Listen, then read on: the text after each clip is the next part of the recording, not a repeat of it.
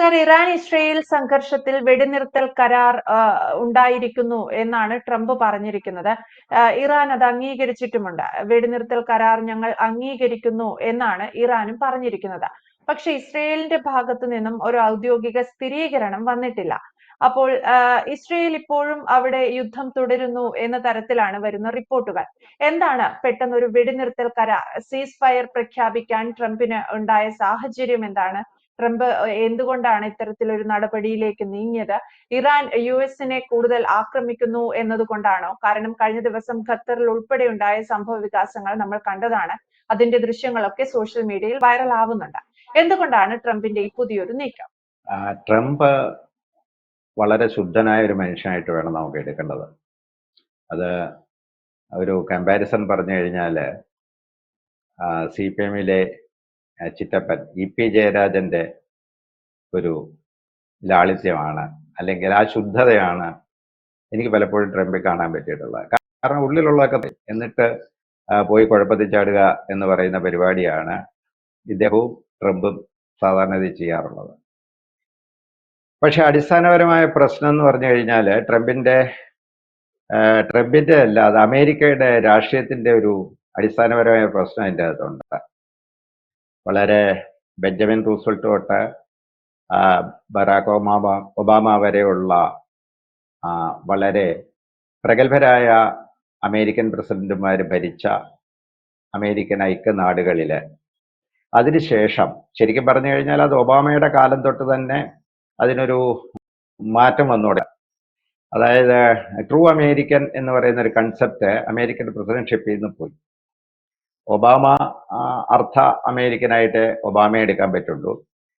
കഴിഞ്ഞ ഇദ്ദേഹം വന്നു കഴിഞ്ഞപ്പോഴാണ് കഴിഞ്ഞ നമ്മളുടെ വൈസ് പ്രസിഡന്റ് ഉണ്ട്, ഇന്ത്യൻ വംശജയാണ്.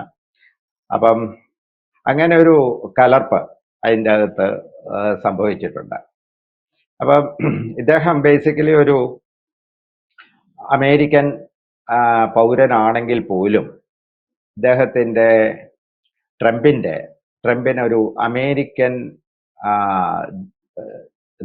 ധാർഷ്ട്യം, അതായത് അമേരിക്കൻ പ്രസിഡന്റുമാരെല്ലാം അതേ ധാർഷ്ട്യം കാണിച്ചിട്ടുണ്ട്. നിക്സൺ ആയാലും റൂസ്വെൽട്ട് ആയാലും ഇദ്ദേഹം ബുഷ് ജൂനിയർ വരെ അവര് സ്ട്രിക്റ്റ് ആയിട്ട് ഒരു അമേരിക്കൻ കൺസെപ്റ്റിന് വേണ്ടിയിട്ട് നിലകൊണ്ടിരുന്ന പ്രസിഡന്റുമാരാണ്. ഇപ്പോൾ സംഭവിച്ചത് എന്താണെന്ന് പറഞ്ഞു കഴിഞ്ഞാൽ അമേരിക്ക ഇറാന്റെ ആണവ ബേസുകൾ ആക്രമിച്ചു എന്ന് പറയുന്നത് നമ്മുടെ മാധ്യമങ്ങൾ പ്രചരിപ്പിക്കുന്നത് പോലെ ആണവായുധങ്ങൾ ഒന്നും പൊട്ടിത്തെറിച്ചിട്ടില്ല. ആണവായുധ നിർമ്മാണത്തിന് തടസ്സം ഉണ്ടാക്കിയിട്ടുണ്ട്. അത് വളരെ വാസ്തവമാണ്. അതിനെതിരെ ഇറാൻ പ്രതികരിച്ചത് വളരെ ക്യൂട്ടായിട്ടാണ്. ക്യൂട്ടെന്നാണ് ആ വാക്ക് ഉപയോഗിക്കേണ്ടത്. കാരണം അവർ നേരെ പോയിട്ട് തൊട്ടടുത്തുള്ള അമേരിക്കൻ ബേസുകൾ ആക്രമിച്ചു. അമേരിക്കൻ ബേസുകൾ ആക്രമിച്ചു കഴിഞ്ഞപ്പോഴേക്കും ട്രംപ് ഉടൻ തന്നെ കീഴടങ്ങുകയാണ് ചെയ്തത്. ഇത് പറഞ്ഞു കഴിഞ്ഞാൽ ഒരു തമാശ പറഞ്ഞു കഴിഞ്ഞാൽ മീശമാധവനിലെ പട്ടാളക്കാരൻ ക്ഷേത്രത്തില് വെടിപൊട്ടിക്കഴിഞ്ഞപ്പം നിലത്ത് വീണ പോലെ ഒരു ചിത്രമാണ് എനിക്ക് പെട്ടെന്ന് മനസ്സിൽ ഉയർന്നു വന്നത്. കാരണം സാധാരണഗതിയിൽ ഒരു അമേരിക്കൻ പ്രസിഡന്റ് ആണെങ്കിൽ തിരിച്ചടിയാണ്, ഉറപ്പാണ്. ഇതിന്റെ ഒരു പശ്ചാത്തലം പറയണമെന്നുണ്ടെങ്കിൽ അമേരിക്കൻ പ്രസിഡന്റുമാരെ അല്ലെങ്കിൽ അമേരിക്കയെ പ്രകോപിപ്പിക്കരുത് എന്നൊരു സിദ്ധാന്തം തന്നെ നിലവിലുണ്ട്.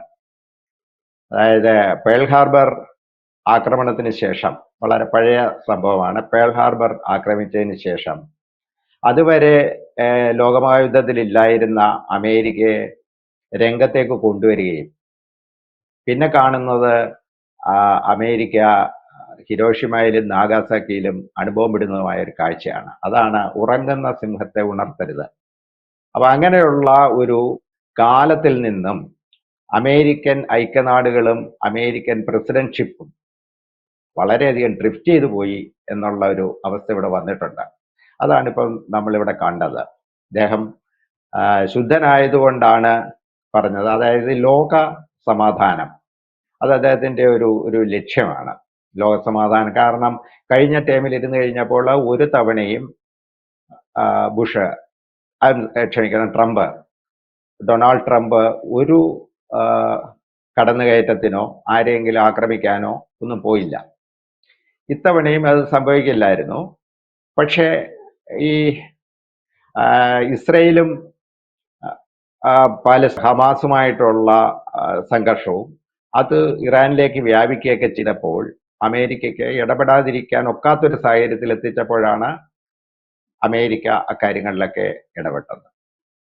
ആ ഇടപെടിയിൽ പക്ഷേ പരിഹാസ്യമായിട്ട് അവസാനിക്കേണ്ടി വന്നു എന്നുള്ളതാണ് അമേരിക്കൻ ജനത കാണുന്നത്. ഇപ്പം അവരെ സംബന്ധിച്ചിടത്തോളം അമേരിക്കയുടെ ഒരു നിലപാടല്ല ഇങ്ങനെ. ഇപ്പൊ അവർക്ക് അമേരിക്കൻ സിറ്റിസൺസിനോട് ചോദിക്കുകയാണെങ്കിൽ അവർ പറയും ഉടൻ തിരിച്ചാക്രമിക്കണം എന്ന് പറയും. പക്ഷേ ട്രംപിൽ നിന്ന് നമുക്കത് പ്രതീക്ഷിക്കാനൊക്കില്ല. ഇതിനു പുറമെ അദ്ദേഹത്തിന് ഒരു നോബൽ സമ്മാന മോഹമുണ്ട്. ഏതാണ്ട് 4-5 ഒബാമ വരെ, റൂസ്വെൽട്ട്, ജിമ്മി കാർട്ടർ, ഒബാമ, പിന്നീട് അതിനു മുമ്പുള്ള 2 പേരുണ്ട്, പേരോർക്കുന്നില്ല. ഇവർക്കൊക്കെ നോബൽ സമ്മാനം കിട്ടിയിട്ടുണ്ടെങ്കിൽ തനിക്കൂടെ ഒരു നോബൽ സമ്മാനം ആക്കാം എന്നുള്ളൊരു ആന്തരിക ആഗ്രഹം അദ്ദേഹത്തിന്റെ ഉള്ളിലുണ്ട്. അതിന് അദ്ദേഹം അല്ലെങ്കിൽ ആശ്രയിക്കുന്ന കാര്യം എന്ന് പറയുന്നത് ലോക സമാധാനമാണ്. ലോക സമാധാനം എങ്ങനെ ഉണ്ടാക്കി കൊടുക്കാം, വിവിധ സെക്റ്റുകളും മതങ്ങളും തമ്മിലുള്ള വൈയക്തിക വിഷയങ്ങളൊക്കെ അവസാനിപ്പിച്ച് ലോക സമാധാനത്തിലേക്ക് പോവുക എന്നുള്ള, അതുവഴി ഒരു നോബൽ സമ്മാനം ലഭ്യമാക്കുക എന്നുള്ള ഒരു നീക്കം കൂടി ട്രംപിന്റെ ഭാഗത്തുണ്ട്.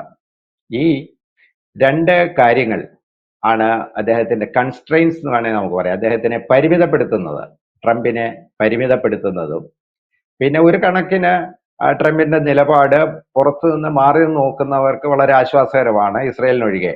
ഇസ്രയേലിനെ സംബന്ധിച്ചിടത്തോളം ഇസ്രയേലിന് പ്രതികാര ബുദ്ധി കൂടുതലാണ്. അതിനനുസരിച്ച് അമേരിക്ക പ്രവർത്തിക്കുന്നില്ല എന്ന് കാണുമ്പോൾ മറ്റ് രാഷ്ട്രങ്ങൾ പിന്തുണയ്ക്കുകയാണ്. അതിന് ഉചിത ലോകസമാധാനത്തിന് നല്ലതെന്നാണ് എനിക്ക് തോന്നുന്നത്.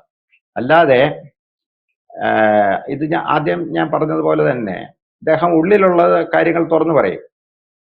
അപ്പൊ അമേരിക്കൻ മനസ്ഥിതി പ്രത്യാക്രമണം ആണെങ്കിൽ പോലും ട്രംപിന്റെ ഉള്ളിൽ ഉള്ള ശുദ്ധത കൊണ്ട് അദ്ദേഹം പറയുന്ന കാര്യം നമുക്ക് സമാധാനമാണ് വലുത്, അത് തന്നെ പുലരട്ടെ എന്നാണ് എൻ്റെ ആഗ്രഹവും.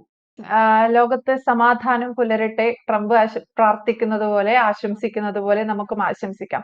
ഈ ഒരു സീസ് ഫയർ പ്രഖ്യാപിച്ചു എന്ന് പറഞ്ഞതിന് ശേഷം ട്രംപ് പറഞ്ഞ, അശോക് സാർ ഇപ്പോൾ പരാമർശിച്ച ചില കാര്യങ്ങളാണ്. അത്തരം പരാമർശങ്ങൾ ട്രംപിന്റെ ഭാഗത്ത് നിന്നുണ്ടാവുക എന്നുള്ളത് വല്ലപ്പോഴും ഒക്കെ സംഭവിക്കുന്ന ഒരു പ്രതിഭാസം കൂടിയാണ്. കാരണം നമ്മൾ കാണാറ് വളരെ, അല്ലെങ്കിൽ ആളുകളെ നമുക്കറിയാം, സെലൻസ്കിയോട്, അത്തരത്തിൽ മറ്റ് ലോകരാജ്യങ്ങളിലുള്ള നേതാക്കളോടൊക്കെ ട്രംപ് എങ്ങനെ പെരുമാറുന്നു എന്നുള്ളത്, ട്രംപിന്റെ ഒരു ബിഹേവിയറിനെ സംബന്ധിച്ച് പലപ്പോഴും വാർത്തകളിൽ അദ്ദേഹം ഇടം നേടിയിട്ടുണ്ട്, വൈറലായിട്ടുണ്ട് അദ്ദേഹത്തിന്റെ ചില പ്രസ്താവനകളൊക്കെ. അങ്ങനെ ഒരാൾ ലോക സമാധാനത്തിന് വേണ്ടി അമേരിക്കയും പ്രാർത്ഥിക്കുന്നു, അമേരിക്കൻ ഐക്യനാടുകൾ രക്ഷപ്പെടട്ടെ, മിഡിൽ ഈസ്റ്റ് ഉടൻ തന്നെ യുദ്ധത്തിൽ നിന്ന് വിമുക്തമാകട്ടെ, മിഡിൽ ഈസ്റ്റിൽ സമാധാനം പുലരട്ടെ, ലോകത്ത് സമാധാനം പുലരട്ടെ എന്നൊക്കെ ആശംസിക്കുമ്പോൾ അത്തരം വാക്കുകൾ ട്രൂത്ത് എന്ന് പറയുന്ന അദ്ദേഹത്തിന്റെ തന്നെ ഒരു സോഷ്യൽ മീഡിയ പ്ലാറ്റ്ഫോമിലൂടെയാണ് അദ്ദേഹം ഇത് പറഞ്ഞിരിക്കുന്നത്. സോഷ്യൽ മീഡിയ ഹാൻഡിലുകളിൽ ഡൊണാൾഡ് ട്രംപ് ഇത്തരത്തിൽ കുറിക്കുമ്പോൾ നമുക്കും ഒരു പ്രത്യാശയാണത്. മിഡിൽ ഈസ്റ്റിലെ സംഭവങ്ങൾക്ക് ഉടൻ തന്നെ ഒരു അയവ് വന്നേക്കാം, ട്രംപ് പറയുന്നത് പോലെ സമാധാനം പുലർന്നേക്കാം എന്നുള്ളൊരു പ്രത്യാശ വ്യക്തമാണ്. Thank you Ashok sir.